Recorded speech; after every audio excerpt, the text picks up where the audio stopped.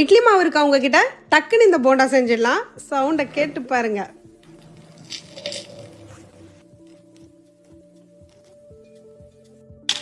வடை போச்சே. ஒரு பவுல் எடுத்துக்கோங்க. 4 கரண்டி இட்லி மாவு எடுத்துக்கோங்க. இது கூட 1/4 கப் அரிசி மாவு எடுத்துக்கோங்க.